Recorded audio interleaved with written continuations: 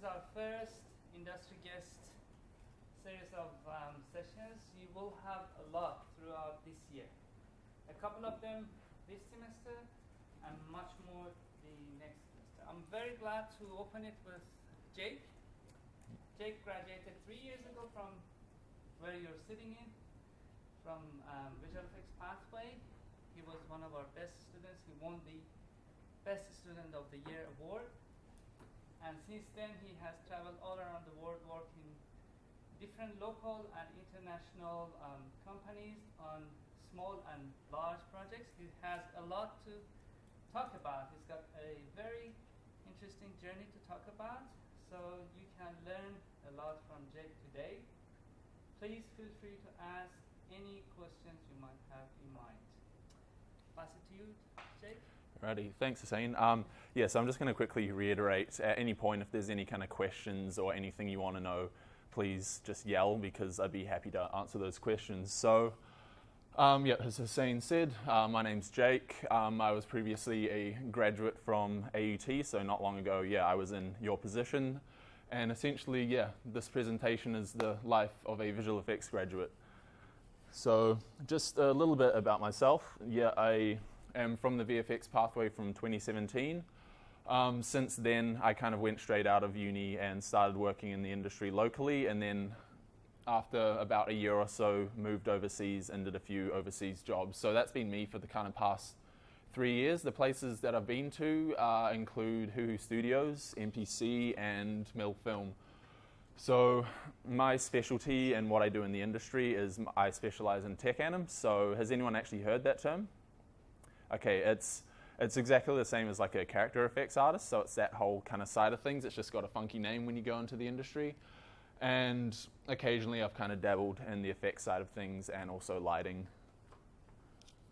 So I guess before I get into the nitty-gritty of things, I would kind of like to get to know you guys a little bit more. So your goals and aspirations, you might not know 100%, but just to get an idea, and something I'm kind of assuming is that you'd all kind of want to work on the big movies. You want to go into the film industry in some shape or form. So could I please get a show of hands for who that might be? Yeah, okay.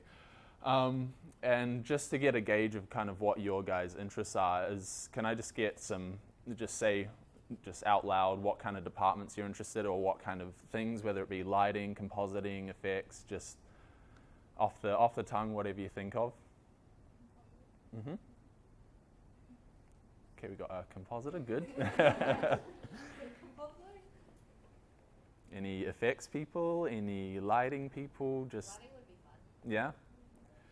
Okay, good. Well, it's good. I'm talking to the right people. That's a good start. So essentially what this presentation is actually going to be about is I'm going to talk you through kind of my journey through the visual effects industry so far. I'm definitely not kind of a big dog, like visual effects supervisor that's going to come in here with 20 years of experience and say a whole bunch of things that's kind of worthless, because I think the value that I have for talking to you today is that I'm recently graduated and I've kind of gone through the same processes that you'll be going through next year onwards once you leave uni. So I'm going to go through that. I'm going to explain kind of what the day-to-day life will be at a big studio, so what kind of you would be expecting to do day in, day out at the kind of big places working on a big feature film project, what to expect when you start out, so the industry as a whole, not necessarily the kind of things you'll be working on, but kind of the other things that you don't think about, the more kind of professional adult side of things like contracts and everything like that. And I'll also talk about professionalism and how kind of important that is, not just to be good at being an artist, but also being professional and what that involves in and outside of the workplace. And obviously, because you're still at uni and you've got your uni things to focus on, I want to give you an idea of what you can do now and things you can kind of start off with before you leave uni to kind of get yourself thinking the way you should be thinking, and essentially just prepare yourself for life after uni. And then at the end, if there's any questions or any questions during, I'll be happy to answer. So I'm going to talk about my first job. So I'm not sure if many of you have heard of Hoo Studios. Previously, before it closed, it was an animation studio up north, about an hour from the North Shore. So I actually started there as an intern. Started that halfway through my third year at uni, so I was there about 2 days a week, and that was actually for a visual effects internship. But right as I finished my kind of last project at uni, they offered me a short-term contract, and that was to be a tech animator. So that was kind of my introduction to that side of things. And yeah, I'm going to go into a little bit more about these roles. So with tech anim, there's kind of a whole bunch of things you can focus on, but my prime focus was characters and environments. So when you're thinking of a character tech anim artist, the first things you would probably be thinking about is kind of cloth and fur simulations and that side of things. But there's also another side of it, because tech anim stands for technical animation. So you would think with that, you're like, he's an animator. But what we do is we will take the animator's work, the kind of final approved animation for that, and we'll essentially do finishing passes on that. So that might involve polishing and also making your job easier for yourself when it comes to like cloth simulation or any fur stuff. So for example, with this character here, this is one of the characters I did the build for. So essentially this working file here would have been a walk cycle, because I'm doing the cloth setup for every shot that's going to be in the movie. So what that means is that I'll set up the build, and then every person who does a shot for that character will just pull that into their scene, so they don't actually have to reset everything up. And so I was given a walk cycle. So the biggest issue I was having was up in the armpits. The animator had their arm through their arm was passing through their body, and when it came to simulating something, it was just causing like explosions under the armpits. So that's really where the tech anim side of things comes into it. You're fixing little errors that are going to cause issues that you may not see, but when it comes to the likes of cloth simulation, it explodes and it's very, very visible. So that's kind of the prime focus for that side of things. And I'll go into the environment side of things too. So this is just kind of a classic kind of play blast shot that I would submit for review, but essentially what this scene has is you've got these little streaks down here, and that's the visual representation of a waterfall. So there was a lot of waterfalls in this scene and a lot of kind of turbulent weather that was going on. So essentially my job was to take all of the assets that were from the environment, like the plants and the vines here and the grass, and make it reactive to what's going on in that environment, and also any character interactions that it may involve. So that could mean that because there's a big waterfall here, I'm going to be making all of these vines kind of move and wave with all of the turbulence that the waterfall will be generating, and the same goes for the grass and the plants. So there was a lot of kind of different things to worry about, and a lot of different ways of going about making these things move. So there was a lot of different techniques that were being used in that. And I think the difference between that and what I was doing previously with the characters is that I was doing a build for a character, which meant I was focusing on this one and only thing. But when you're given an environment which is going to have a sequence of about 50 shots in it, you start to think about what's going to be productive and what's going to be quick, and the best way to kind of take your approach in so that you're meeting deadlines when it comes to dealing with 50 shots. And yeah, so that's kind of the summary of what my first job was like, and that lasted about a year and a half from the start of my internship to the end of my contract. I was initially chucked on a 3-week contract out of uni, and then that kind of progressively extended based on the project and performance and all the things like that. So that's kind of something you can expect, is that you can start with short-term contracts, and then depending on specific things it might get extended out, but that's just all per studio, per project kind of stuff. So I guess the biggest part of my career so far was obviously my involvement at NPC. But yeah, the thing about NPC is that the studio that I was going to was on the other side of the planet. So all of a sudden you're taking into account a few more variables apart from just knowing how to use Maya and Houdini. You're thinking about, how am I going to get to the other side of the planet? What am I going to deal with? So there's a lot more involved to think about, instead of just going, okay, I'm just doing my usual job. So the 2 screenshots are from the project that I worked on over there. That's just the Call of the Wild that came out recently. Massive show. It was done by NPC entirely. In most cases, you'll get a show that's being worked on by separate studios, but this was all 1700-ish shots done by NPC, so it was a massive undertaking, but it was super, super fun. So in many cases, you'll be wondering, how did that actually come to fruition? So how many of you have LinkedIn? Okay, that's good. How many of you like regularly update it and like network and stuff? Yeah, no, that's fair enough. I didn't think about it that much while I was at uni either. But it's a super, super important tool. It's not going to necessarily guarantee you a job or anything like that, but it's just another avenue for things like recruiters and people wanting to network or anything like that. It's another avenue for them to see you, see your work, see your experience and all that. And so the way that I essentially got offered the job was that I got a recruiter from NPC who just came to me and saw my updated reel and my updated experience and just said, hey, I think you might be good for this job. And so he asked me if I could kind of get an application out that evening and send it through in the morning. So what involved, I had to kind of quickly update my reel, quickly update my resume, send an application through, and what he did was fast track that to the head of department. So within about a week, I was applying, and then another week I was interviewing, and then a week later I had an offer, and then all of a sudden I was preparing myself to shoot over to the other side of the planet. So that was kind of turbulent and a bit intense, but it was super exciting and super fun. And yeah, I'm not going to go too much into the interview because every interview is different, and in most cases it's kind of hard to go, this is what to do right, this is what to not do, all that kind of thing. But essentially what it involved was, talking to the head of department, going through kind of my reel and the work that I'd done. He had a lot of questions about like specific things in my reel and how it worked and all that stuff. And then he asked kind of a few little technical questions. There's not really many cases where someone's going to kind of blast you with all these technical questions because they have your reel, they have your experience. That's kind of the thing that they're most interested in. But he did kind of ask a couple of little techie questions just to make sure I wasn't completely lying about the things that I was doing.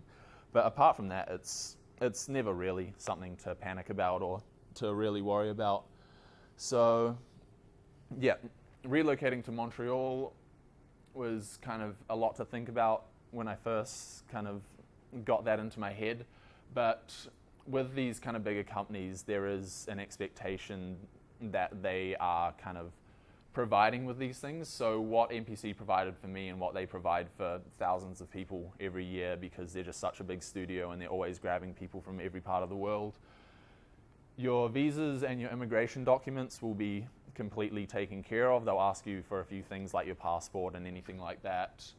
They'll pay for your return flights, so they'll look at your contract and go, okay, he's starting at this time and he's finishing at this time, and they'll book your flights for you so that you aren't just going to be stranded in Montreal once you finish your job. And obviously you have to live somewhere, so what I got given was 2 weeks of kind of free accommodation to start with, just so that I could kind of start work, find my feet, and at the same time look for a place. So that definitely made the process a lot easier. You don't have to panic as much about moving to the other side of the world or anything like that. It's very much just like get yourself there and get yourself ready for the job, and then everything else is kind of provided for, which is really great and makes life so much easier. So in many ways, my role at NPC as a tech anim artist was very similar to the one that I had at Who's, obviously on a larger scale and with a bit more pressure in terms of deadlines and projects and all of that. But I'll take you through kind of with screenshots what actually you'll be looking at and what kind of things you'll be doing. But just in a general summary of what I was doing, I'd be doing skin tech anim, so that's like what I was talking about with the animation. If you're given animation that is kind of a bit buggy and doesn't really work when you're thinking about cloth and fur simulation, you go in and you make those fixes, and then you'll go on to cloth simulations. So Call of the Wild involved a lot of digital animals and a lot of digital dogs, and anyone who has a dog knows that most of the time they've got floppy ears. So we ended up simulating pretty much every dog's ears. There were some species that didn't actually need that kind of stuff, but yeah, we did a lot of dog ears, we did a lot of dog skin, like if there was a fat wrinkly dog, we would get all that stuff and make sure it moved properly. We would take digi-doubles, so I'm assuming you all know what a digital double is. So that's for, and best example I could think of would be kind of Harrison Ford's character. He's he does a lot, but he's also old and frail, so in many cases we had to get a digital double in for him so that we could keep him safe. But what that involved was taking his costume, seeing footage of how he moved and how his clothing would move, and then try and recreate that with the digital assets that we had. And then in terms of other simulation things, it can cover a lot. We did a lot of flags, a lot of collars, a lot of sled ropes. It was a movie about sled dogs, so you got a lot of kind of that thing and a lot of involvement with that. And then obviously dealing with animals, you get a lot of fur, so that was kind of the last pass that we would do on a lot of characters. In many ways it was the most simple one, because by the time you got through these parts it was a lot cleaner and you would kind of just have to use the build and things would be a little bit nicer. But in terms of software being used, there was a lot of proprietary tool sets, but the software that we were sitting in was 100% Maya. We would light in Katana, so that's how we would send off things for approval, as we would render them through Katana. Has anyone actually used Katana? Has anyone used Nuke? Yeah, so it's done by the same company, and it's relatively similar in the sense that you've got like a node-based system for lighting. And yeah, so mainly Maya with kind of a lot of proprietary tool sets and software being used that NPC created themselves. So I'm just going to show a couple of screenshots of what you would kind of have to deal with a shot. So if I was assigned these two shots, I would go to my lead and I would be like, okay, give me a brief for this. And what they would say is, we'll start with this guy here. So this is just a normal kind of shot that you would deal with where you've got a lot of dogs and there's not too much complicated things going on. So essentially they would say, okay, let's do skin tech anim for every dog. We'll do cloth simulation for the sled ropes and the dog's ears. And then once you're done with that and we approve it, then we'll send you off to fur. So the kind of things you would deal with skin, especially in the case of this show, was that a lot of the time the animators would have legs passing through bodies. And so our job would be to separate the leg from the body, because when you came to fur simulation, you would get a lot of artifacts and things kind of just poking out of place and looking really bizarre. And so that would be kind of the first pass you would do on everything. And then you would go to your cloth simulation. So in the case of this shot, we've got a dog here who needs cloth simulation on his ears, one here, one behind, and then these two here. The specialty about this dog is he was the one that I mentioned that had a lot of wrinkles and a lot of kind of loose skin. So he wasn't only ears, he had his jowls and his kind of neck blubber, I guess is a word you could use. That was kind of something that we would also simulate. So every dog was different in many cases. You would think that, just doing ears would be kind of easy to just like pass along with every dog, but the way that they acted in with a lot of real life reference, you could see that things would change very quickly. And so you would do those parts of the dogs, but you also have a big sled rope that's going in between every dog and reacting to every dog's movement and sitting on top of them. So that was kind of the biggest challenge in most cases, but we had a very talented lead who wrote some very clever tools that would kind of pre-calculate that stuff for us. And so it caused a lot of problems, but overall it was pretty smooth, and the way we did things involved a lot of kind of problem solving with that and just kind of bringing things out of necks and all that kind of jazz, because there was a lot of problems. But yeah, and then so you would submit that, you would get a render of that sent to your lead just so that they make sure nothing's going through, nothing's acting weirdly, the movement's okay. And then from there they'll be, okay, this is good, we'll go on to first simulation. And that ends up being a pretty quick process, like I said, because you've fixed the skin issues and the cloth is acting okay. You can just kind of chuck out a render to start with, and if that's all right, then you're good to go. If there's problems, then you solve it from there. So that's kind of how a general shot would go. It's very progressive in the sense that you'll be going from one step to another step to another step, instead of just going, okay, I'll do everything at once. And I'm going to talk about this guy up here. So This is a character build that I did. The reason I'm bringing him up is not to just kind of brag about him, because I really actually like how he turned out. But the brief that I was given for him was very unique in the sense that most cases you'll get something just, hey, make this shot look natural, make nothing look weird. I had to make this look weird. So the premise of this character here is that he's kind of like a spirit animal manifestation. He's not there physically and only appears in like specific points of the film that are like important. And so what they wanted is they wanted this like constant aura, this constant like mystical wind to make him look like magical and super majestic. That's what they wanted for this. So it was challenging in the sense that you kind of had to rejig your brain to think, okay, I need to not make it look natural. I need to essentially make it look underwater. That was actually kind of a key word that they gave to me around this, was to make it look like the fur was kind of always swirling in this turbulence as if it was underwater. And so this was the test shot that we used. So I spent a good amount of hours kind of re-rendering and re-simulating and recaching a million things to get this to look right. But that can be kind of the thing that you'll get every now and then, is you'll get something that doesn't work with the same flow that you've been used to this whole time. So that's when the job gets interesting, and that to me is when it gets the most fun, because you're dealing with something that isn't just kind of set out like right in front and served on a silver platter for you. You're kind of given something that's challenging and something that doesn't really make sense to start with, and then you get that kind of progression where you get to solve those problems, and at the end you get a really satisfying result. So now I'm going to go through kind of the day you would expect to go through at a large studio, so kind of what to expect, morning, day, afternoon kind of stuff. So in the morning, if I came in on a Wednesday morning, I would have my breakfast. That's provided by the studio, which was one of my favorite things. I think I ate more breakfast in that 6 months than I have in my entire life. But yeah, I would get to my desk around 9 a.m. and then I would check the render farm for anything that I've chucked overnight. So whether it's a render that I want to submit for approval or a cache that I want to then render off, if it's like particularly beefy and I don't want to sit there waiting for my computer to cache everything. So I'll check that, and then I'll address any issues or anything that I want to submit. That's kind of the first segment of my day. And then an hour or two into the day, we'll have a review with your leads. So that's a daily occurrence, and that's always something that you're expected to have work to show.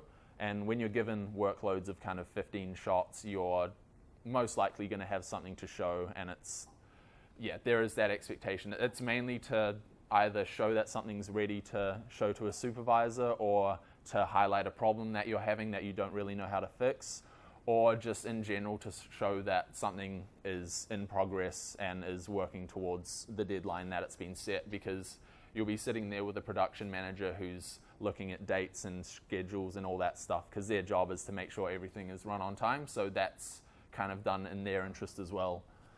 So once you've kind of had your review, you'll get back to daytime. They'll give you some feedback on some shots maybe, or they'll give you an idea on how to fix a problem. And you'll essentially spend most of the day doing that and doing your kind of regular stuff that you would expect as an artist. And then come the afternoon, which is definitely the most important part of the day, is your daily session. Has anyone heard of a daily session? Okay, dailies is a very common term. That's kind of almost an industry standard word that you'll hear everywhere, where it's review or dailies. You'll be submitting to those, and it's a daily thing that you go in and get your work essentially assessed by a supervisor for approval. And so however much work you have, you'll bring that in, and essentially it'll just be the supervisor going through. It'll be in a setting kind of like this, where you'll have your one or two supervisors, you'll have all of the artists that have stuff to show, and your leads, and essentially I'll be going through everything, and I'll be pointing out things that might need to change or problems that might occur. And if something's good, I'll approve it. And then if there's an issue, this is where we talk about potential ways to resolve it, if it's a big problem or if it's something that a different department needs to do that isn't in tech anim. So a lot of the times, it'll be a mixture of getting shots approved, but also having some real in-depth conversations about how to solve problems and how to do things a little bit better. And then kind of after that, you'll spend the rest of the day, how much time you have addressing feedback, any kind of little things you can do before you end your day, and then essentially chucking as many jobs on the render farm as possible so that you're not sitting there. You can just let it go overnight, and then it goes back to the morning when you're checking that stuff. And that's kind of the daily cycle that you'll deal with. It's nice because in most cases you're not just sitting behind a computer all day just kind of grinding away and not talking to everyone. There's a lot of collaboration going on. There's a lot of people running between desks, talking to each other, a lot of teamwork. So that side of things is, yeah, super, super fun, and that's what I particularly loved.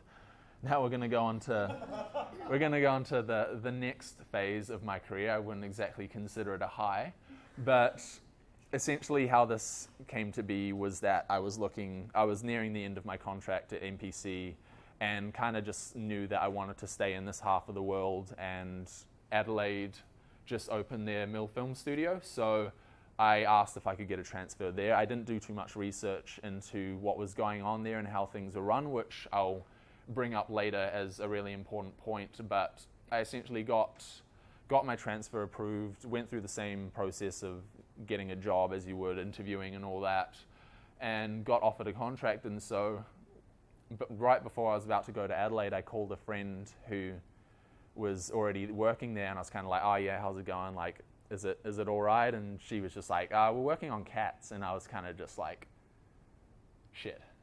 Yeah. Didn't think that one through, but because at this stage the trailer had come out, and I think everybody did their fair share of just like ripping into it, myself included. So yeah, I'm sure you can imagine the kind of sinking feeling one has when knowing they're going to be spending their day looking at shit like this. Yeah, so I'm not going to go too much into it, but this is an example of a bad project, surprise, surprise, and Call of the Wild was an example of a good project. So going into cats, I kind of essentially prepared for the worst, and the worst is what I got.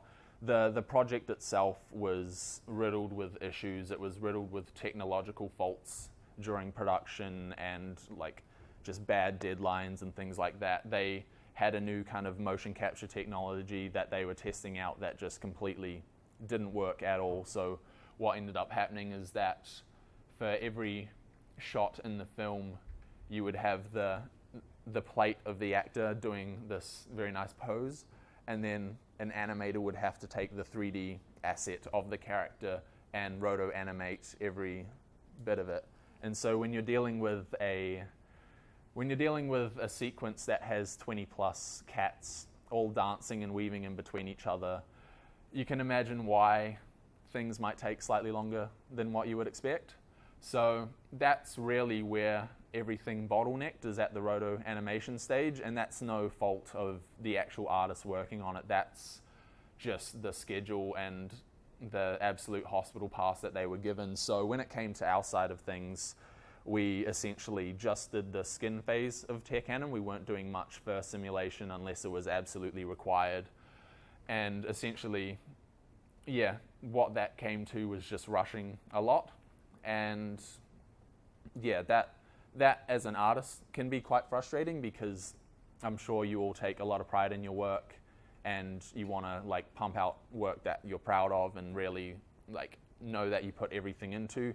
But when you're dealing with a project like this and the deadlines that you're dealing with, sometimes you just have to compromise and go, okay, like this isn't the best work that I've done, but the executives are more interested in getting the project on time than they are getting the full talent of the artist into the work. So yeah, that's one of those projects that you will kind of come across every now and then, whether it's at a small studio doing an ad or if you're at a big studio doing a movie. Unfortunately, money does talk in these situations, so all they'll be caring about is getting the schedule at the time that gets in the most money.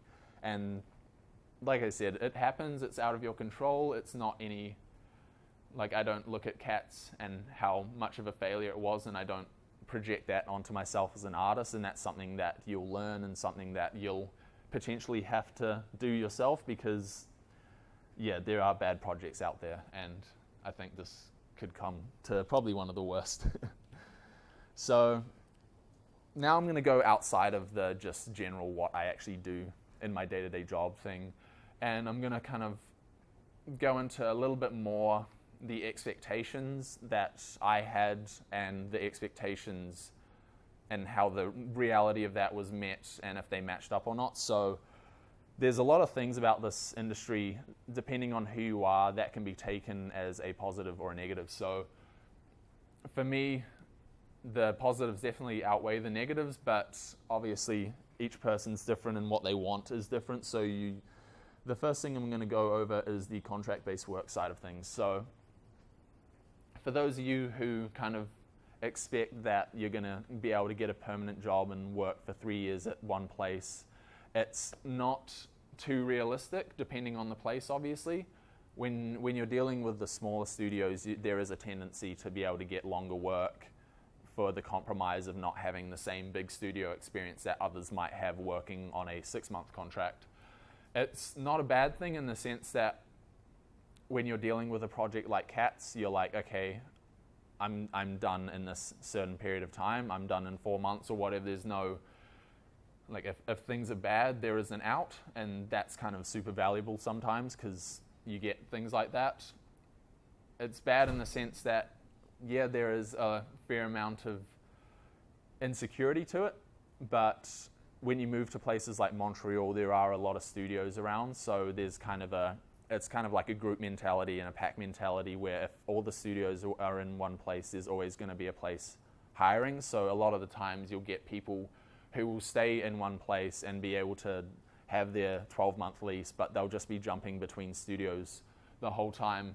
And again, that's something that's exciting because you can work on multiple projects at different places. You can learn a heap in a really short, condensed period of time. But for others who kind of might think, like security is really important to me, that might be a little bit of a hindrance. You'll travel a lot. I mean, that's great. There's not too many scenarios where that's a pain in the ass, but yeah, for me, I would have never traveled to Montreal. I would have never lived in Canada in most cases. Like, you get these amazing experiences that you just wouldn't necessarily think about, and you're kind of given these opportunities, and it gives you a chance to kind of do that whole living out of home overseas experience thing pretty easily. There's no issues with visas or anything like that due to the relocation that I mentioned. It's really cool, and especially with where the hubs are at for VFX right now. There's London, there's Montreal. Previously there was Vancouver, but that's getting a bit more quiet. I mean, Bangalore, if anyone's interested. Now Australia's bumping up a lot, which is great for people in our area because it means that we don't have to move to the other side of the planet necessarily. And so, yeah, there's a lot of really cool things about that, and especially when you're young and there's not really a mortgage holding you down or anything like that, it's a really good opportunity and something I'd totally recommend.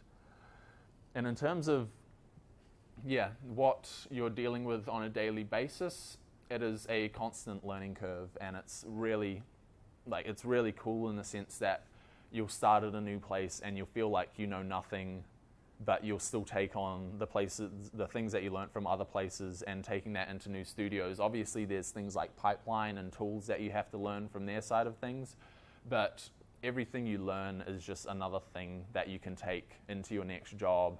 And because of the kind of quick, like, recycling of jobs and things like that, you learn a lot in a short period of time. And especially for me, in the 6 months I was at MPC, like the amount you learn just about how things are run, how to deal with kind of a big project and your deadlines, and dealing with a 15-shot workload and 2 builds at the same time. Things that when you think of it as a student, you're like, oh crap, like doing an entire shot in 2 weeks, let alone 15, is kind of something to freak out about. But you learn very quickly how to deal with those things, and in most cases you're dealing with a lot of patient people who understand that those things take time to learn and all of those. So it's not something to panic about when you go into these things, and that's the great part about it, is that you're learning so much and you're dealing with people who are also understanding of that. So it's a very collaborative kind of learning process between everybody. The growth is slow, so what I mean by that is the kind of climbing the ladder aspect of things may take a little bit more time compared to potentially other jobs where you're able to stay in one place for long.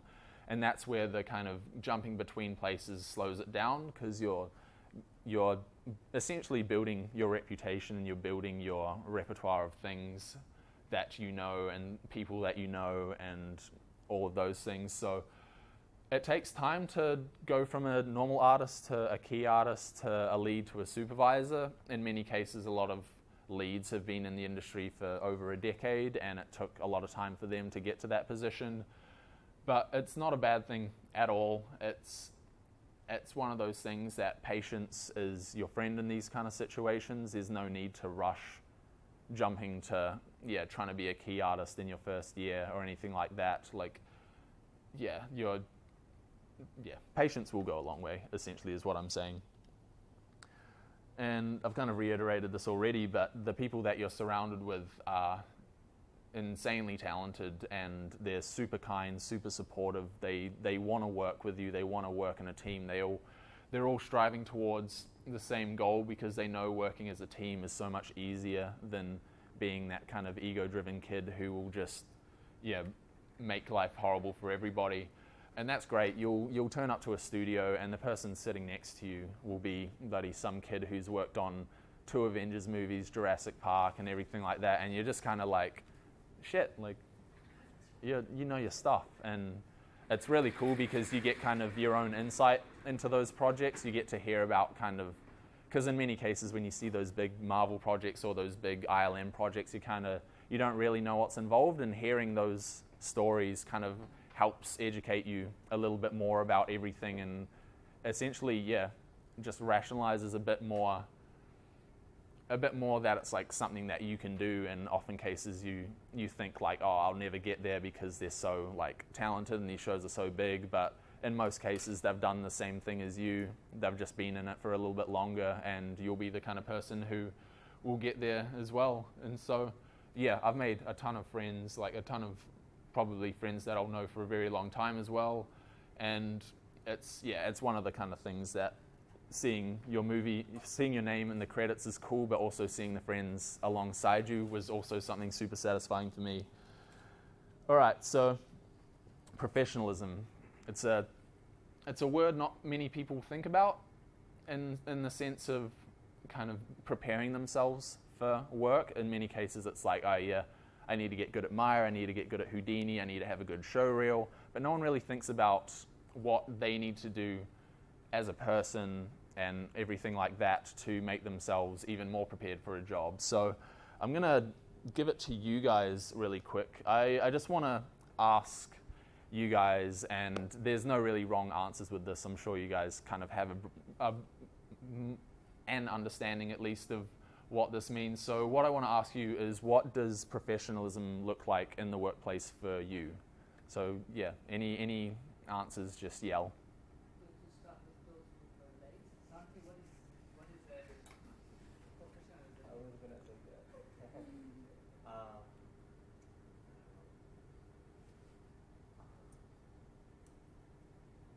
Don't be late. Yep, that's a good one. Mm. Goes further. What do you Be honest. Mm-hmm. Yep, for sure. Communication. Mm-hmm. Absolutely.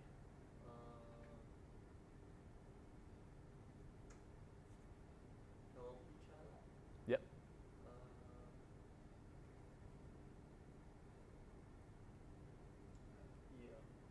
think that's it. Yep. No, those are all good answers. Exist? Mm-hmm.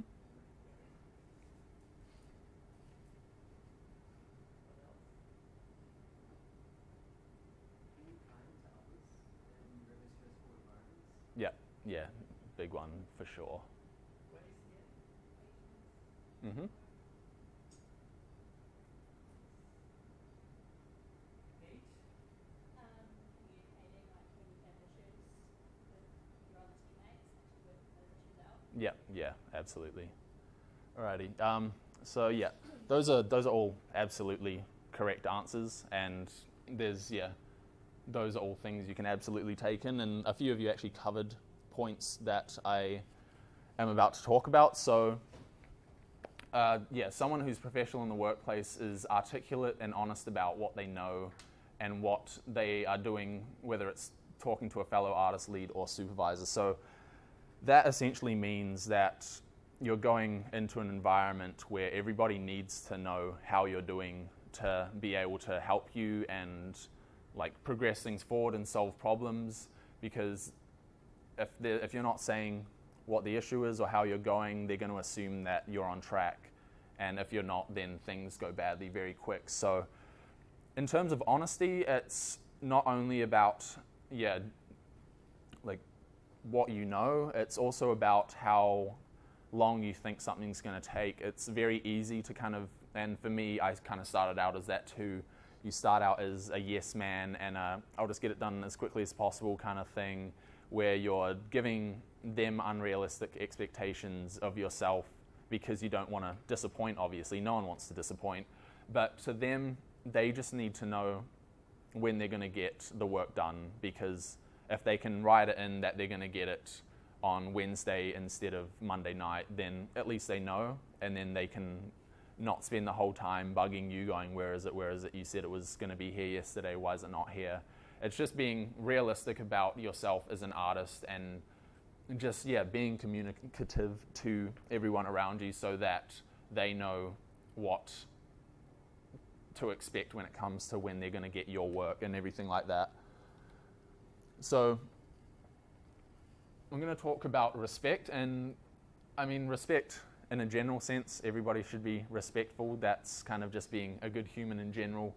But I'm going to be more specific about this. So respecting other departments and artists delivering work that makes their job as easy as possible. So what I mean by that is not just giving someone work that scrapes the bare minimum and you know there's issues that's going to cause them trouble down the line.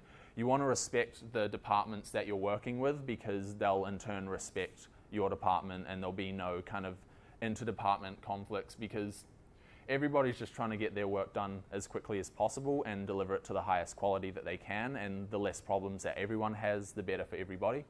So that can mean if you've got a shot and you notice something that might take you an hour or two to fix, but you know that lighting and effects is going to have a much easier time dealing with it and everything's going to be okay, then you just want to do it. You want to.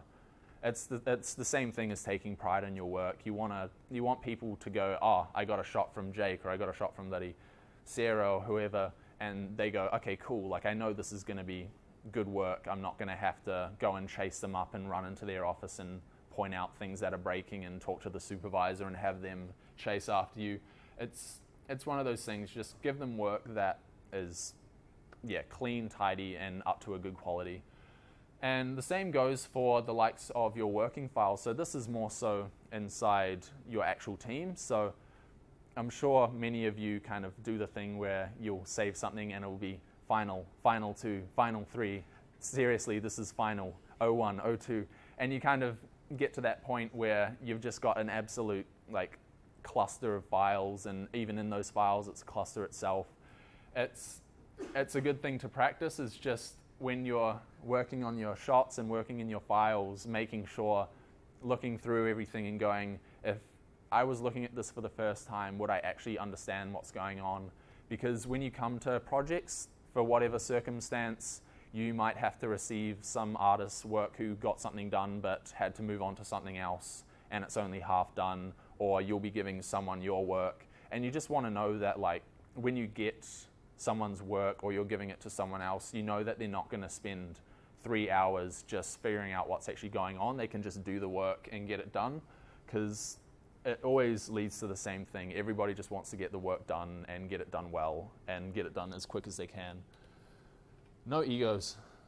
That is very plain and simple. There's no room for egos in any workplace, in my opinion. And I'm sure none of you guys are really going to come out of uni with an ego, acting like you're the big guns. But every now and then you do get someone who kind of walks around and kind of has this swag to them that they worked on bloody Avengers Endgame and no one else did, and you're kind of like, cool mate, like good on you. And yeah, and they'll come in, and it goes back to that whole respect thing.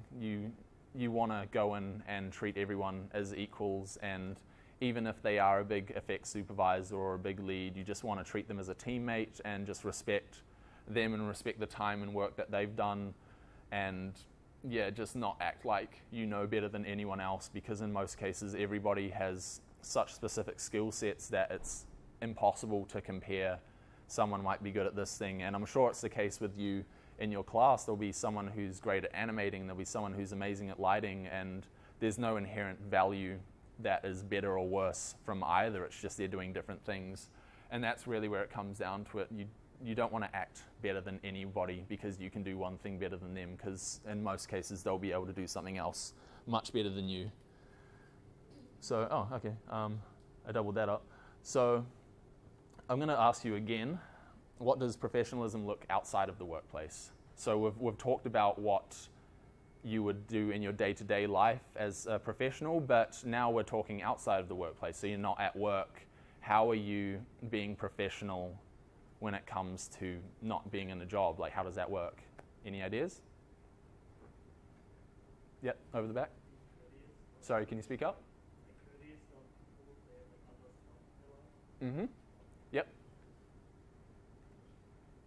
Definitely like taking care of yourself so that when you go to work you can perform at. Yeah, I like that answer. That's a really good one. Work hard, play hard. Yep, work hard for sure, and then whatever time you have to play hard, go for it. Then talk about the project that you're doing right now. Yep, he knows it. Representing yourself well outside Mm-hmm. of your work, so you can, like, if they know where you're working, then you have good representation. Yep, absolutely. Yeah, that's actually a good point. That's something I should actually bring up. Yeah, so I'm going to start off with what he brought up. Sorry, what's your name? Santiago, what he brought up. NDAs, non-disclosure agreements. You will sign many of these at every studio that you go to and every project that you work on. Because when you're going to a studio, you're working on a project on behalf of the studio, but the studio does not own the work that they're doing. So in most cases, because Disney owns everything, you'll be working for the Walt Disney Company, and you'll be working for, all those things. So you want to keep quiet to the public about those things, and every place will give you kind of a security briefing on how not to breach your NDAs. It can sound very intimidating, but essentially all it means is just like, don't be a dickhead and say everything about what you do to other people, and for God's sakes, don't do it online. That is just the number one don't do. So I'm going to tell you a story about going back to Cats. When the trailer came out, the reaction was obviously the reaction, and everybody kind of just crapped on everything. And so there was an animator. I didn't work with him. He was from a separate studio, but he ran a YouTube channel, and it was all about animation tutorials. And essentially what happened is that because of the negative reaction, he felt the need to justify why they did things and how they did things specifically. And this was before the project had even been released, let alone the project was still being worked on. So it's kind of okay afterwards once the movie's released and all the spoilers are out, and there's no need to kind of hide about that stuff to be able to talk to people about it. But when it comes to pre-release, just don't. So what happened was this dude released a video saying what he did on it, how they animated things, what they did, and very shortly the video disappeared, and so did this dude's career. Like they don't mess around with these things, and neither should you. It's not worth it. So the best kind of advice I can give you, because when your family asks, because they'll be interested in your job, they'll be wanting to know what you're doing, they'll say, how's the movie that you're working on? And I just say, it's good. I'm just working on a lot of digital dogs and a lot of digital hair. And that's enough for them to go like, oh, wow, that's so cool. And I'm just like, cool, not getting fired.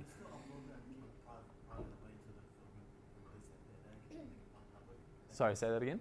Well, in terms of going on the NDA, you still upload and keep private so no one can see it, but make it public. Yeah, so that's a good point in the sense that I would never recommend the approach that that guy took about making a video saying what he did, but I'm sure it's more for showreels that you're interested in. So yes, you can.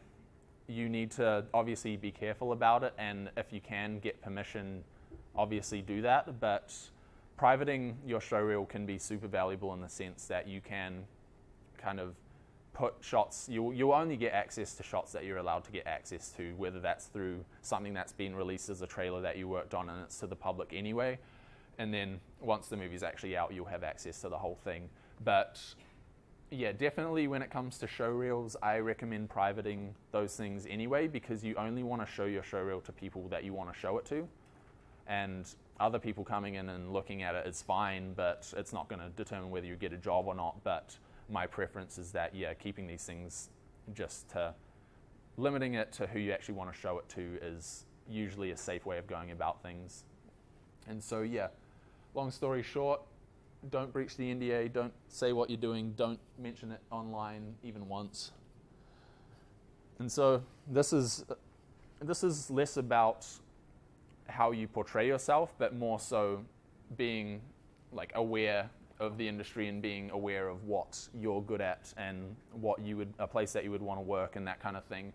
So it's very easy in the industry to go a job's a job, and because it's not exactly a frugal industry where there's jobs everywhere, it's one of those ones that you still want to like respect what you're doing and respect that like you want to enjoy your work and take pride in it. So you want to do research into the job that you're looking at and make sure it is for you, and then also look at the workplace and make sure that it's a company that you want to work for. You don't want to go into a studio that has a reputation for abusing its staff by underpaying them and all that kind of stuff. It's really important to do those things, and it goes back to the point that I talked about with Mill Film, where I didn't research into the studio, and knowing if I was going to be working on cats and knowing the situation of how work was there, I probably wouldn't have taken it. So it's important, and it's kind of just, yeah, important to you more than anyone else, just making sure that you're working and you're actually going to enjoy the work that you do. And going back to the whole contract thing, being mature about it, and it's the same essence of taking a job because it's a job. You don't want to just go, okay, this is Weta Digital, they're giving me a contract, I'll just sign it, happy days. Like, look at your contracts, make sure everything that they've said in their job offer matches what the contract says. Make sure there's no kind of anomalies that concern you that says like, oh, like we don't have to pay you overtime ever, even if we pay everybody else. That it's like, you'll never get something like that, but it's one of those things. Absolutely read through the contract, get someone else to read through it, see if there's anything that kind of sounds weird or looks weird to anybody. And if you have concerns, address it. Don't just kind of hide and go, oh, no, I don't think I want to sign it because there's this thing. Just say like, hey, I'm concerned about this.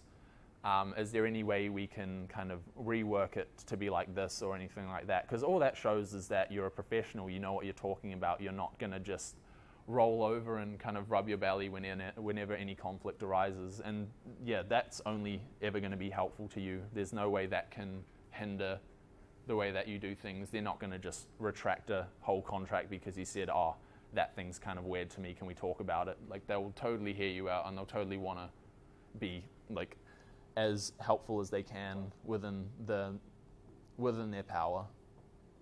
So we're done with the professionalism side of things. I'm going to talk about what you can do now and what you can take into your next class or go into the project that you're working on this afternoon or anything like that for the rest of your time at uni. This is going to kind of encapsulate a lot of the things that I've talked about and just reiterate them as something that you're actually able to apply into things that you do now. So this is just the most basic one, is just work really hard. You're in a really fortunate position where you have all of these resources around you. You have the licenses that you don't have to pay for. You have all these computers that you can render on. And I know these computers, they're particularly beefy, so it's good to use them. And then, yeah, learn the hard stuff. You have the opportunity to learn them and make the mistakes now before you finish and go off into a job. So there's no better time to really learn something that intimidates you, or whether it's learning Python or learning Katana or Houdini, or like getting really into nuke compositing, anything like that, just really try and learn it. And even if it's hard, just keep kind of hacking at it, because you just won't get as many opportunities when you leave this facility. And yeah, you don't want to regret it. So when it comes to the work that you're actually doing, base your work on the fields that you want to actually work in. So I asked you at the start what kind of things you're interested in. So if you're interested in compositing, you don't need to be good at animating or like doing the effects side of things. And this is where the group work aspect comes in really handy. If you know what other people are good at, use them to your advantage. If you're a great animator, you're a great effects artist, you're an amazing lighter, and you can composite it all, like, you've got a team right there, and you're going to have some amazing showreel stuff compared to someone who has to animate or shoot or do the effects and do everything all at once and composite it all with the intention that I just want to show this as a compositing reel. So there's many things that you don't need to necessarily worry about if you're not passionate about it. Just really focus on what you actually do want to do with your work. And this goes into taking pride for the work that you're doing, is to remember that every project that you're going to do is going to be something that you're showing to a potential employer or someone who might see it on YouTube if you don't private your showreel or anything like that. These are the reflection of your skills. You'll have a resume and stuff, but there's going to be no truer reflection of how good you are at your job than your showreel, because that's the work that you've done, and that's the only thing they can gauge how good you are. So absolutely put 100% into, if it's one shot or if it's a whole sequence or if it's a short film, just really pile on the effort and the attention to detail. And ask Hussein about it. He was amazing for me, being able to take my work and just add the little percentages of detail that made it so much nicer compared to what it would have been if I just touched it myself. He's super valuable. Use him, and I think I actually do talk about it. Yeah. So use your lecturer's bank of knowledge. They are super smart. He is probably the smartest out of everybody, and that's not just me trying to bloody earn a good rep. Yeah, but like he's super smart, and it's even better because he actually wants to help you guys. You don't get people who are so smart and are so like willing to help you guys. It's so rare to come across people like that. So really use him, but also remember to use him wisely. You don't want to flood him with a million things like, how do I set a project in Maya, and how do I name something properly? Like, do as much kind of problem solving as you can, but then use him to kind of get your projects even further over the line and make them look a lot nicer, because that's what I found the most value from him, was less about the how-tos and all that stuff and more looking at footage and going, oh, the composition of this is nice compared to this one where it's a little bit off, or that footage looks shit and like just don't use that, or like color correction, anything like that. He's super smart, he's super experienced, so absolutely use him to the best that you can. Oh, is that it? Oh no. So like I said, practice your good file structure. Even if you're working on your own project and nobody else is going to see it, just every now and then just kind of remind yourself, oh, if I pass this to someone, will they understand it? Will they know what I'm doing? And like, will they be able to work from it? Because like I said, that's going to be something that you apply into your job, and it's going to be something that if you can do it earlier rather than later, you're going to come across less issues with conflict and anything like that. And yeah, be professional. Take all of those little tips about inside and outside of the workplace with you today. It's something you can apply literally as soon as I leave the building. You guys can do all these little things just to make yourself a little bit more professional, a little bit more job ready, and there's absolutely no way that's going to be worse off for you. So yeah, be a professional. So yeah, that is the end of my presentation. That's kind of everything I want to cover. Hopefully there's something valuable in any of it that you guys can take from here. But yeah, before I go, I would absolutely love to answer any questions that you have about anything, whether it's about software, about work, about anything like that, what breakfast they provide at NPC, anything stupid like that. Yeah, I'm happy to answer. We'll go you in the back.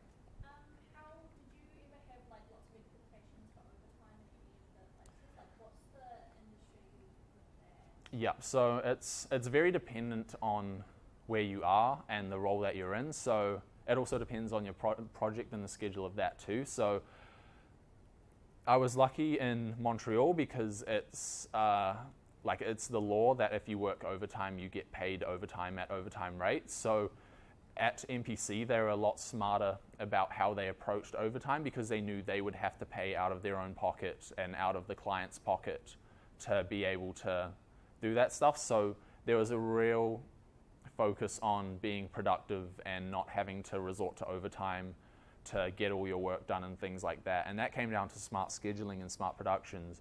Whereas the likes of Mill Film, it was an expectation that you did overtime. And when it came to pay, you would only start getting paid after a certain amount of overtime, which is like, it's horrible and they shouldn't do it. But the reality is a lot of places do kind of have that expectation that overtime is just part of the job. And for me, I took it with a grain of salt, and when they would assign me a shot in the afternoon and say it was due in the afternoon, I would just say, you're getting it tomorrow. Like, I'm gonna go home because if I work 5 12-hour days this week, you're not gonna get anything from me. I'll just be bloody falling asleep at my desk. So yeah, overtime is part of the industry and it's part of any real project-based job. You're always gonna, because you're always striving to do better, you're never really going to be in that position where you have a heap of time on your hands, because if you have free time, you go, okay, I have time to improve this now. So it's something you should expect, but it's not something you should necessarily roll over for. For me, I was just very kind of strict with my personal workload. And it comes back to the point that you made before about kind of looking after yourself and looking after your mental health, because it's very easy to burn out if you just do 12-hour day after 12-hour day. So yeah, expect overtime, but don't take every overtime that you can, because it's tiring.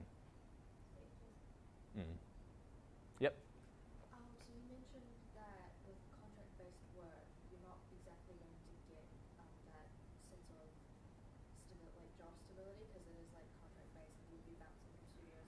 What would you do if you finished a contract but there wasn't much work coming in after that, and then you're struggling financially? Yeah, so that's a tough one, because I think in most cases a lot of artists have come across times like that. But honestly, the fact that you're thinking about that now is probably a good sign that you're probably not going to put yourself in that position, because the best thing that you can do is just, with the knowledge that that's a potential, you're not just going to be like, cool, like, who needs to save money? I'm just going to go out partying because I'm in a new country kind of thing. You do have to be wise and you do have to be smart, and that comes down to the whole researching the job and talking to people about the studio and all those kinds of things, and making sure that if you're going to this place, do they have a reputation of not extending people and all that kind of stuff, or if you opt for a slightly smaller studio that you know is going to kind of add a little bit more time, or it's all about kind of just planning well. So for me, MPC, I was never going to go there and just be like, cool, I'm going to stay there forever and just like live in Montreal for the rest of my life. I was always like, I'm going to treat this as a 6-month contract and then have every intention of coming back. So for me, I was always planning the next move and making sure I had something lined up. And you're not going to have something lined up every time. It's, especially during this kind of period of the year, it's very quiet. So kind of in between December and March, it's not the best time to be looking for a job. But if you keep your wits about you, always have just kind of a plan of how to save money and be smart when it comes to kind of leases and all that. Never book a 1-year lease if you're on a 6-month contract kind of thing. It's all about being smart and just being prepared. And the fact that you brought it up is probably a good sign that you'll come across that issue potentially, but you'll be prepared for it. All right, any other questions? Mm-hmm. Do you have any time where you had to like learn maybe a new software? Yeah, all the time. They'll probably have any maybe like sessions to show you, or Yeah, again, that's kind of per place. So the expectation is that you'll be hired to do a specific software that you know. So in my case, it was, this guy has done a heap of Maya, so like we're going to put him in a Maya specific job, where they knew that I knew Houdini and all that stuff, but they'll make sure you're good at the thing that you absolutely need to know.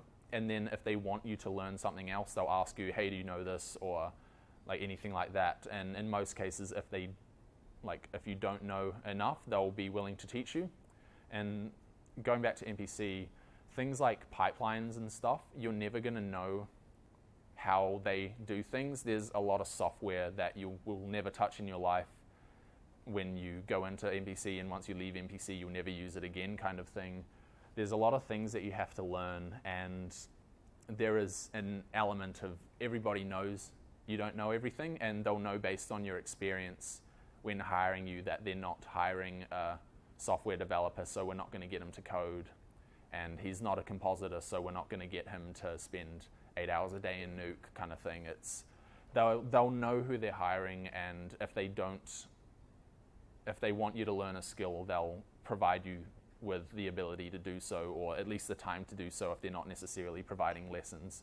I have been at places that have given like professional development courses where they do a Python tutorial or a Houdini tutorial, but some places do, some places don't. So the best thing I can recommend to kind of combat that stuff is just to not start doing a serial tutorial on every software under the sun, but just get an idea of what softwares are out there and what they're used for. So you don't have to know what Katana does like inside and out. You just have to know that it's a lighting thing that all the lighters will use, and get an idea of how it works. Same with Houdini, it's a node-based procedural, like 3D software. That's what they'll do a lot of effects stuff in, and then they'll do a lot of animating in Maya.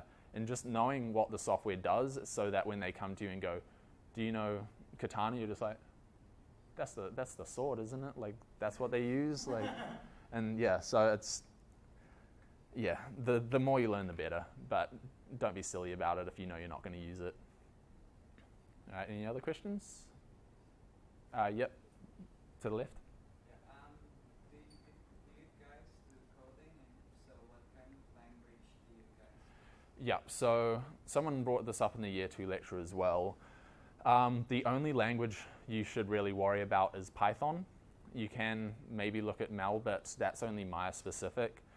And this is in a general sense. This isn't in just a one software sense, because if you go into that, you can go into Houdini and go Vex and all that. That's all stuff that if you need it, you'll learn it. But in terms of overall 3D programming, Python is the one you would want to learn. And for me, I don't really know Python extensively. Like, I know the basics and I can read it. So for me, reading Python is enough for me to be able to identify problems. And when, say, a tool that a developer worked on breaks for my scene, I don't just go, it's broken, can't do anything. I can look at the script editor, read what the script is doing, and then go, okay, my asset is named incorrectly, or it's not referenced properly. That's why it's like having issues with it. If I fix that, then it might fix the whole issue together. So I'm not saying go drop everything you're doing and learn coding, but it is absolutely a competitive advantage to take into the workplace. It's not something you use day in and day out, but it's something that can improve things like productivity. It can automate the crappy jobs that you don't want to do, and it gives you a better understanding of the pipeline that you're working in, because you can actually read what these tools are doing. So yeah, Python, and learn it if you want to, but yeah, be good at your general artist job, and then if you feel like that's going to give you your competitive edge, absolutely learn coding. All right, yep, you? I was wondering, does it work so I know it's like being like an artist, we we all kind of want to do a job that we love, right? But is it worth just like freelancing till we do that, or just kind of like take what you can get and then like go through the real? Yeah, it's difficult because obviously the term "do what you love" and stuff is all well and good, but eventually it does have to pay the bills and things like that. But yeah, it's one of those things. You can work jobs in between. Like, you don't always have to be doing 3D. You can do freelancing if there's a market for you, if you've got a client who will pay you. And yeah, it's one of those things. You just got to kind of understand that places won't necessarily always be hiring for your specific passion, potentially, because if you're a tech anim artist and you're working on a show that's like super effects based and there's not really much characters or anything like that, you might not really be needed. So it's all per studio, per show, will depend on how much your specific role is needed. But the best thing I can give you guys for that is definitely don't stop. Don't go, there's no job, so I'm just going to go dead in the water. Keep doing little projects that can help you boost your show reel. If you have to work a little side job or work freelance, that's totally okay. There's no need to rush these kind of things. The more experience that you'll get, the easier getting jobs will get further down the line. So for me, yeah, getting a job after Hoo Studios was a lot harder than getting a job after MPC. Right now, I'm in the position where I'm not actively looking to go to another big studio, and I'm looking to kind of upskill myself in a more general sense, not just in a 3D sense. So I'm going into like the development side of things just to upskill myself so that when it comes to potential time offs, I can explore those passions and potentially also get paid for it. So it's a hard pill to swallow sometimes when you think about like the contract-based things, and it often can feel like doom and gloom, but there's so many places out there and there's so many places you can go. It's just how far you're willing to go for them, really. And yeah, it goes back to that hard work thing. Just keep working hard when you don't have the job. If you have time to update your show reel with a nicer shot or just work on things slightly better, just absolutely do. Did that answer the question? I kind of rambled there. I'm not too sure. One last question. Yeah. All good? Yeah, go for it. So this is kind of like I am broke question, but Mhm. You mentioned about traveling. So do they usually provide money for you to travel from one place to another, or do you have to? No. So the relocation process usually comes in the form of flights, visa, and accommodation. So it goes back to that whole thing about preparing yourself and having savings and all that, and not just blowing your money, because some places help you out in the sense that they'll pay you in advance for work that you haven't done necessarily. So that's what happened at Mill Film, where I got paid earlier than so I got paid for a month, but I hadn't worked there for a month, and that was kind of my stay alive fund, because they knew that like if I had to wait an entire month to get paid, like I won't be bloody feeding myself by week 3 kind of thing. So a lot of places will kind of consider those things, and it might not necessarily mean that they just give you flat out money, but it might mean that they just advance your pay slightly, and then when it comes to the end of your contract, you might not get as much at the end of it. But at least with that, you have the opportunity to prepare yourself for that. So yeah, be as financially prepared as possible for things like that. It's not something to freak out about and be like, oh, I need $10,000 in my bank account each time I start a job. It's just good to have a little stowaway fund that will help you out when it comes to just like figuring things out and getting yourself on your feet in the new place that you're in. And yeah. Okay, great. Let's thank Jake with a great applause.